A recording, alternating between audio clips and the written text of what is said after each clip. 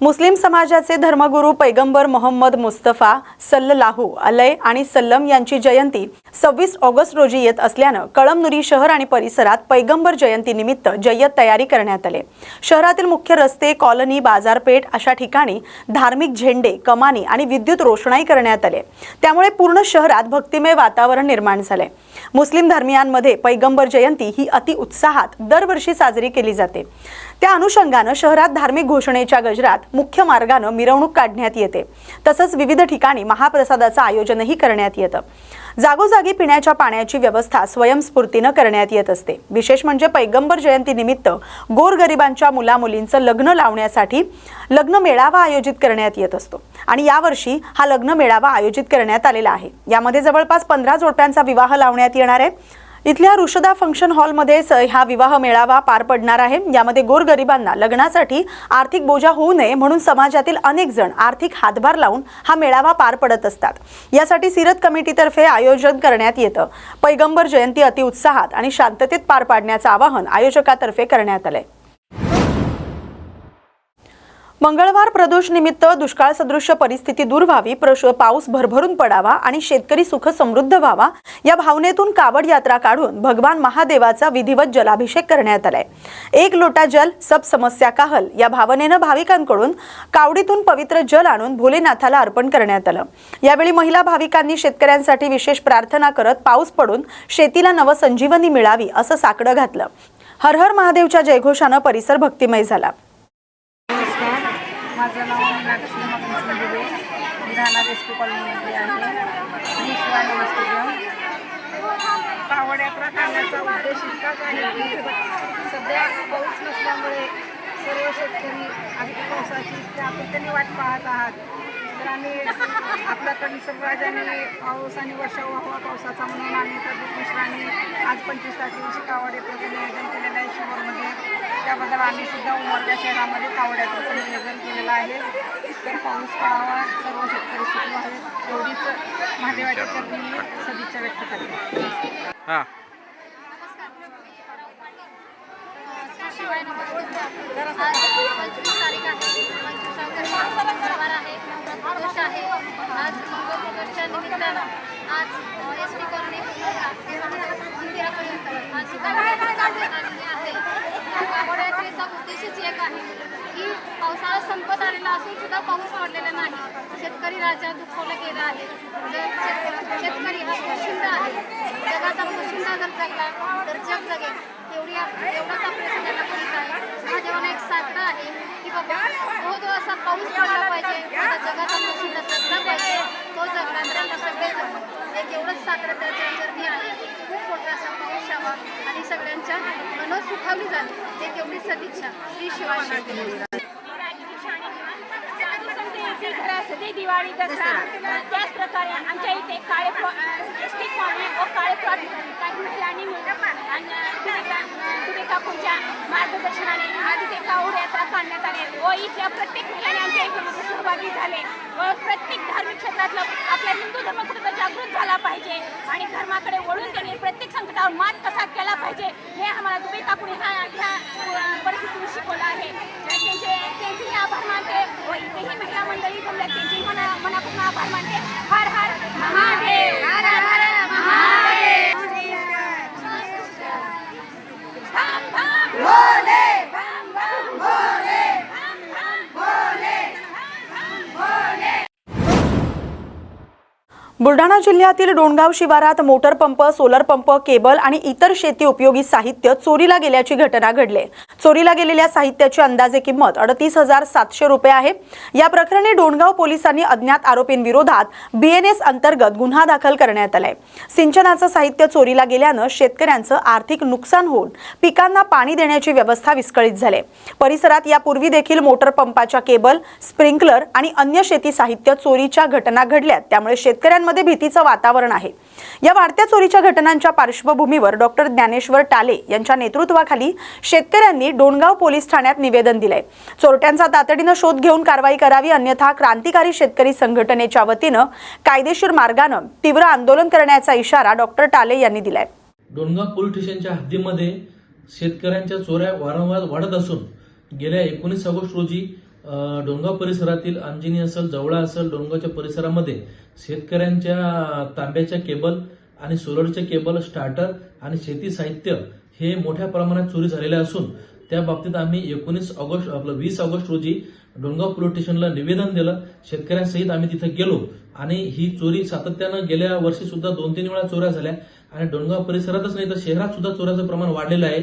आम्ही पोलिसांना निवेदन देऊन मागणी केली की या चोरांचा शोध घेऊन तात्काळ यांच्यावर कडक कारवाई करावी आणि वारंवार ह्या वाढत्या चोऱ्याचा बंदोबस्त पोलीस स्टेशननी आणि पोलीस अधिकाऱ्यांनी केला पाहिजे. शेतकऱ्यांचं अतोनात नुकसान वारंवार सतत होत आहे आणि त्याच्यामुळे बऱ्याच चोऱ्यांचे गुन्हे सध्या आज रोजी सुद्धा पेंडिंग आहेत. त्याचा तपास झाला नाही, या चोरांचा शोध लागलेला नाही. म्हणून पोलिसांवर सुद्धा प्रश्नचिन्ह निर्माण होतात की वारंवार चोऱ्या होतात. बऱ्याच तक्रारी पोलिसांनी घेतलेल्या नाहीत, काही तक्रारी वरच्या वरतीच आहेत आणि या चोऱ्यांचा शोध लागत नसल्यामुळं ही चोऱ्यांचं मनोबल वाढत चाललं आणि चोऱ्यांचे प्रकार, घटना सुद्धा या परिसरात वाढत आहे. म्हणून आम्ही क्रांतिकारी शेतकरी संघटनेसह आणि शेतकऱ्यांना घेऊन 20 ऑगस्ट रोजी आज्ञा चोरट्याविरुद्ध तो BNS कायदा 2023 जो आहे त्याच्यानुसार गुन्हा सुद्धा दाखल केला आणि SP साहेबांना सुद्धा निवेदन दिलं आणि मागणी केली की डोंगराव परिसरातील होणाऱ्या चोऱ्याचा बंदोबस्त तात्काळ पोलीस स्टेशन डोंगराव यांनी थांबवावा. अन्यथा आम्हाला क्रांतिकारी शेतकरी संघटनेच्या वतीनं या चोरांच्या विरोधात व पोलिसांच्या विरोधात आक्रमक स्वरूपाचं आंदोलन करावं लागेल. सेलू येथील नूतन कन्या प्रशाला विद्यालयात स्टुडंट पोलीस कॅडेट म्हणजेच SPC कार्यक्रमांतर्गत 8वी आणि 9वीच्या विद्यार्थिनींना विविध विषयांवर मार्गदर्शन करण्यात आलं. पोलीस अधीक्षक पंकज कुमावत, अपर पोलीस अधीक्षक तानाजी चिखले यांच्या मार्गदर्शनाखाली हा उपक्रम राबवण्यात आला. पोलीस निरीक्षक अरुण नागरे आणि पोलीस उपनिरीक्षक यांच्या नियोजनाखाली दीपक जंबुरे यांनी शिस्त, संयम, वडीलधाऱ्यांचा सन्मान, मूल्य, नीतिशास्त्र, सायबर सुरक्षा, महिला आणि बालसुरक्षा, वाहतूक नियम, भ्रष्टाचार आणि आपत्ती व्यवस्थापन याबाबत विद्यार्थ्यांना माहिती दिली. मोबाईलच्या अतिवापरामुळे शिक्षणाकडे होणारे दुर्लक्ष तसंच डायल 112, सायबर हेल्पलाईन 1930 आणि चाइल्ड हेल्पलाईन 1098 याबाबतही मार्गदर्शन करण्यात आलं. 10वीच्या विद्यार्थ्यांना SPC कार्यक्रमाची प्रमाणपत्र देण्यात आली. SPC उपक्रमामुळे विद्यार्थ्यांमध्ये शिस्त, कायद्याचा आदर आणि सुजाण नागरिकत्वाची भावना विकसित होण्यास मदत होईल असा विश्वास शिक्षकांनी व्यक्त केलाय.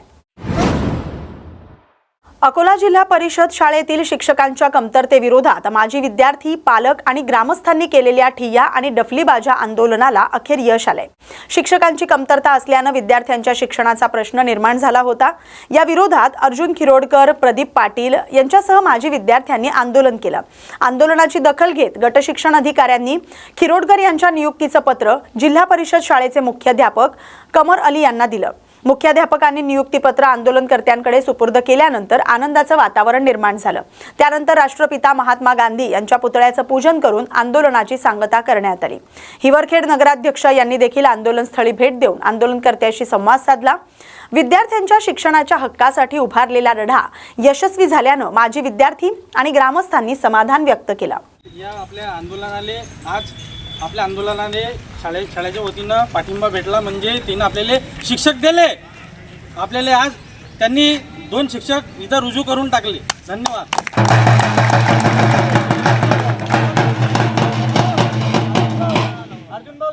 प्रशासनाचे धन्यवाद. आता सर येतील. आपल्याला आता त्यांनी शिक्षक 2 इथं रुजू केले. खिरोडकर सर आपल्याला भेटले. तुळशीदास खिरोडकर सर यांची आता नियुक्ती होतात. ते साईन मारतात तिथं. आता आपल्याला शांततेत राष्ट्रपिताला हारार्पण करून आपल्याला हे जे आपला मोर्चा हा आपल्याला बाहेर घेऊन आपल्याला आंदोलनाचा निवारा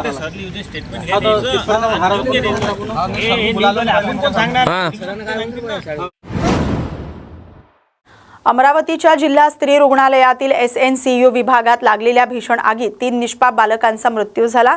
या घटनेनंतर काँग्रेसचे खासदार बळवंत वानखेडे यांनी राज्य सरकार आणि प्रशासनाला थेट इशारा दिलाय. सुरक्षित बालकांना उपचारासाठी खासगी रुग्णालयात हलवण्यात आले. त्यांच्या उपचाराचा आणि औषधोपचाराचा संपूर्ण खर्च शासनाने उचलावा अशी मागणी वानखेडे यांनी केली आहे. उपचाराधीन बालकांच्या जीविताला कोणताही धोका निर्माण झाल्यास रस्त्यावर उतरून तीव्र आंदोलन छेडण्याचा इशारा त्यांनी दिलाय. तसंच मृत बालकांच्या वारसांना जाहीर केलेली आर्थिक मदत तातडीने देऊन या संपूर्ण प्रकरणाची सखोल चौकशी करून दोषींवर कठोर कारवाई करावी अशी मागणी खासदार बळवंत वानखेडे यांनी केली आहे. या अग्निकांडात जे 3 मुलं दगावली, ती 3 मुलं दगावल्यानंतर जे काही मुलं सुरक्षित आहेत ते मुलं सुरक्षित खासगी रुग्णालयात वेगवेगळ्या भरती आहेत आणि या निमित्तानं त्यांच्याही सुरक्षिततेचा प्रश्न आहे. सरकारनं तो पूर्ण करावा, त्याच्यावर पूर्ण लक्ष द्यावं. त्यांचा जो औषध पाणी आहे तो उपचार आहे, उपचाराचा खर्च सरकारनं पूर्णतः करावा. जर त्या मुलांना कमी जास्त जर झालं उद्या, तर आम्ही रस्त्यावर येऊ आणि रस्त्यावरती लढाई लढू. पण सरकारनं याकडे लक्ष दिलं पाहिजे. तसेच जी काही मृतांच्या वारसांना जी आर्थिक मदत जाहीर केली, ती आर्थिक मदत सुद्धा लवकरात लवकर द्यावी आणि त्यांना न्याय द्यावा. अमरावतीच्या जिल्हा स्त्री रुग्णालयातील नवजात अर्भकांच्या NICU मध्ये लागलेल्या आगीत 3 अर्भकांचा मृत्यू झालाय, तर 6 बालकं जखमी झालेत. या हृदयद्रावक घटनेनंतर अमरावतीत शोकमय वातावरण झाले. त्यामुळे भारतीय जनता पार्टीच्या वतीनं 6 सप्टेंबर रोजी अमरावतीच्या राजकमल चौकात आयोजित केलेली भव्य दहीहंडी रद्द करण्याचा निर्णय घेतलाय. या दहीहंडीला मुख्यमंत्री देवेंद्र फडणवीस, पालकमंत्री चंद्रशेखर बावनकुळे, आशिष शेलार, स्मृती इराणी यांच्यासह अनेक मंत्री आणि सिनेस्टार उपस्थित राहणार होते. मात्र शहरातील दुःखाचं वातावरण पाहता जल्लोष करणं योग्य नसल्याचं सांगत भाजपनं हा निर्णय घेतलाय. दहीहंडीचा खर्च जखमी बालकांच्या उपचारासाठी तसंच मृत बालकांच्या कुटुंबियांना आर्थिक मदत म्हणून देण्याचा निर्णय भाजपनं घेतलाय. भाजपचे आमदार, खासदार आणि पदाधिकारी पीडित कुटुंबियांची भेट घेऊन सांत्वन करणार अशी माहिती भाजपनं पत्रकार परिषदेत दिली. काल अमरावतीमध्ये अतिशय हृदयद्रावक आणि मन हेलावून सोडणारी घटना घडली. काल जिल्हा महिला सामान्य रुग्णालयामध्ये 3 नवजात अर्भकांचा आगीत होरपळून मृत्यू झाला. 6 जण जखमी झाले.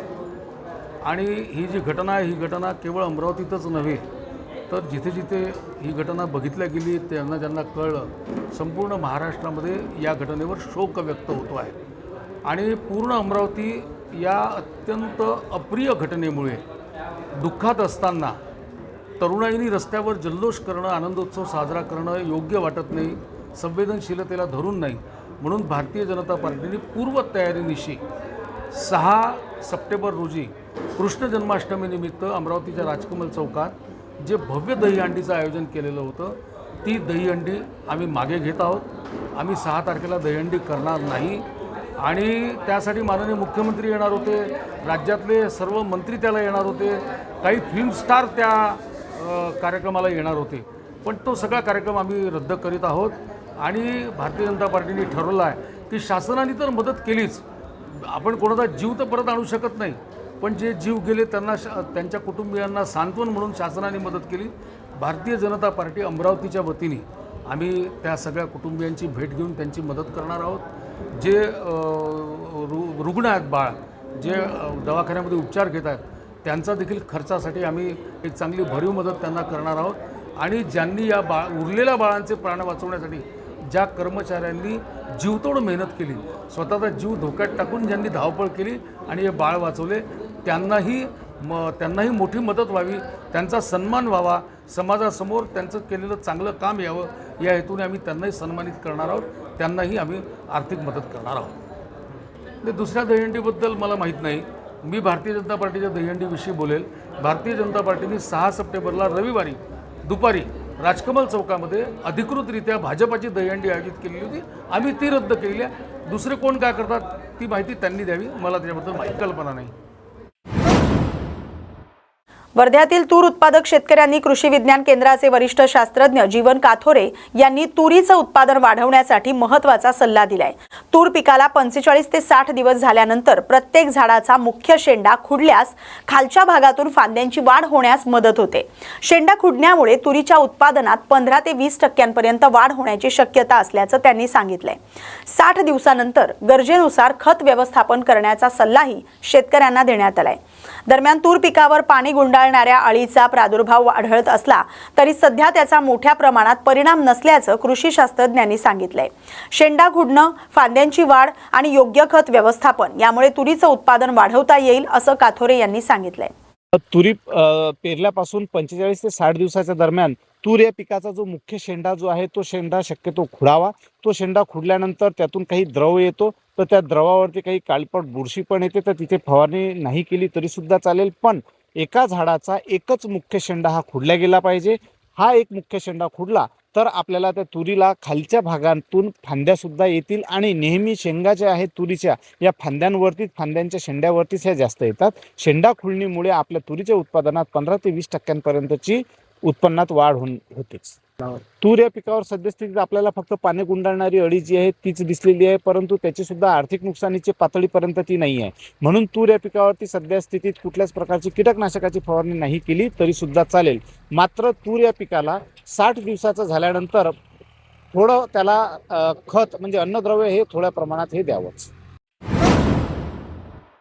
माजी खासदार राजू शेट्टी यांनी देशातील साखर साठ्याबाबत केंद्र सरकारवर गंभीर आरोप करत 48 लाख टन साखर नेमकी गेली कुठे असा सवाल केलाय. त्यांच्या म्हणण्यानुसार हंगामाच्या सुरुवातीला 47 लाख टन साखर शिल्लक होती.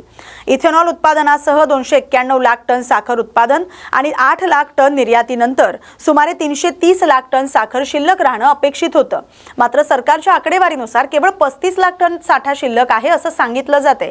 त्यामुळे 48 लाख टन साखरेची सखोल चौकशी करावी अशी मागणी त्यांनी केली आहे.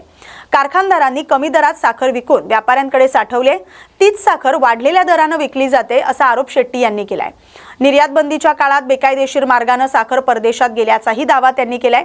या संपूर्ण प्रकरणाची चौकशी करण्याची मागणी पंतप्रधान नरेंद्र मोदी यांना पत्राद्वारे केल्याचं शेट्टी यांनी सांगितलंय. 291 लाख टन साखरेचं उत्पादन झालं, म्हणजे 291 लाख टन अधिक 47 म्हणजे 338 लाख टन साखर ह्या सीझनमध्ये आपल्याला उपलब्ध होती. आणि त्या तुलनेनं आपल्याला गरज होती फक्त 270 लाख टनाची. 8 लाख टन साखर निर्यात झाली, म्हणजे 330 लाख टन साखर शिल्लक राहिली. आज अखेर केंद्रीय अन्न आणि नागरी पुरवठा मंत्रालयानं वेळोवेळी जे काही साखरेचा कोटा रिलीज केलेला आहे, महिन्याला साधारणपणे 22 लाख टन ते रिलीज करतात, ते 247 लाख टन रिलीज केलेलं आहे. म्हणजे अजून 83 लाख टन साखर शिल्लक राहायला पाहिजे. परंतु आता सरकार म्हणते की देशामध्ये केवळ 35 लाख टन साखर शिल्लक आहे. आता मी सांगितले हे सगळेच्या सगळे आकडे सरकारचेच आहेत, माझे नाही आहेत. मग सरकार आत्ता म्हणतंय 35 लाख टन शिल्लक आहे, प्रत्यक्षामध्ये एकूण साखरेपैकी केवळ 247 लाख टन साखर रिलीज केलेली आहे. आणि मग निर्यात वजा जाता 83 लाख टन साखर जी काय आहे त्यातले 47 लाख टन साखर, 48 लाख टन साखर कुठे गेली, गायब झाली का? आदिवासी विकास विभागाच्या नव्या शासन निर्णयाविरोधात धुळे शहरातील शासकीय आदिवासी वसतिगृहातील विद्यार्थी आक्रमक झालेत. 5 ऑगस्ट 2026 रोजी जारी करण्यात आलेल्या सुधारित शासन निर्णयातील 26 वर्षांची वयोमर्यादा आणि प्रवेशासंदर्भातील इतर अटी तातडीनं रद्द कराव्यात या मागणीसाठी विद्यार्थ्यांनी जिल्हाधिकारी कार्यालयावर धडक मोर्चा काढला. राज्यात बेरोजगारीचं प्रमाण मोठं असताना विद्यार्थ्यांवर 26 वर्षांची वयोमर्यादा लादणं हे अन्यायकारक असल्याचा आरोप आंदोलकांनी केलाय. यावेळी विद्यार्थ्यांनी डॉक्टर बाबासाहेब आंबेडकर आणि बिरसा मुंडा यांच्या प्रतिमा हातात घेत शासनाच्या निर्णयाचा निषेध नोंदवलाय. यासोबतच गडचिरोली जिल्ह्यातील आश्रमशाळेत सर्पदंशामुळे मृत्यू झालेल्या विद्यार्थिनींच्या कुटुंबियांना 1 कोटी रुपयांची आर्थिक मदत द्यावी अशी मागणी देखील करण्यात आली. तसंच आदिवासी विकास मंत्री अशोक उईके यांनी राजीनामा द्यावा अशी देखील मागणी विद्यार्थ्यांनी केली आहे. शासनानं हा निर्णय तातडीनं मागे घेतला नाही तर आमरण उपोषणासह तीव्र आंदोलन छेडण्याचा इशारा विद्यार्थ्यांनी दिलाय. अनिल पावरा, आदिवासी वसतिगृह देवपूर धुळेतील विद्यार्थी. आज आम्ही 5 ऑगस्ट रोजी जो शासनाने GR काढला होता की आदिवासी विद्यार्थी याला शिक्षणाची जी अट लावली होती वय 26 वर्ष ती पूर्णपणे शिथिल करण्यात यावी आणि हा जो GR आहे तो पूर्णपणे रद्द करण्यात यावा या मागणीसाठी आज आम्ही कलेक्टर ऑफिस धुळे येथे निवेदन देण्यासाठी आलेलो आहे. हा जो GR नवीन सांगू, हा जो GR शासनाने रद्द केला नाही तर आम्ही याच्यापेक्षा मोठ्या संख्येने शासन दरबारी जाऊ आणि आदिवासी मंत्री अशोक उईके यांना राजीनामा देण्यास बंधन पाडू. सोलापुरातील डीमार्टमध्ये पुरवठा विभागाच्या पथकानं साखरेच्या साठ्याची तपासणी केली. शासनानं ठरवून दिलेल्या स्टॉकच्या सर्व निकषांचं पालन होत असल्याचं तपासणीत आढळलंय. राज्य शासनाच्या निर्देशांची अंमलबजावणी तपासण्यासाठी जिल्हाभरात विविध ठिकाणी पथकांकडून पाहणी सुरू आहे. त्याचाच एक भाग म्हणून डीमार्टची तपासणी करण्यात आली. मोठ्या विक्रेत्यांकडे 10 मेट्रिक टन साखरेचा साठा ठेवण्याचे शासनाचे निर्देश आहेत. डीमार्टमध्ये नियमानुसार साखरेचा साठा असल्याचं पुरवठा विभागानं स्पष्ट केलंय.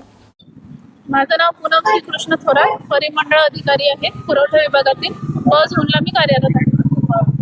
हा मॅडम, आज सोलापुरात किती ठिकाणी चिप्पे मारले किंवा तुमची तपासणी झालेली आहे, त्याचं थोडंसं सविस्तर आढावा.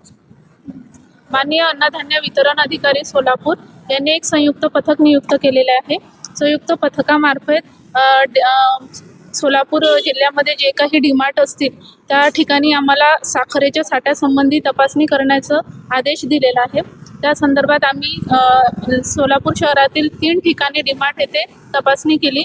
सदर 3 ठिकाणी आम्हाला साठा मर्यादित प्रमाणात आढळून आला.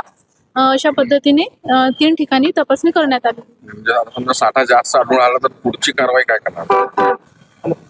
साठा जर जास्त आढळून आला तर EC ॲक्टनुसार आम्ही जे काही निकषामध्ये कारवाईचे नॉर्म्स असतील त्या पद्धतीने आम्ही कारवाई करू. अमरावतीतील बाल रुग्णालयातील दुर्घटनेनंतर धुळे जिल्हा रुग्णालयातील सुरक्षा व्यवस्थेचा धक्कादायक प्रकार समोर आलाय.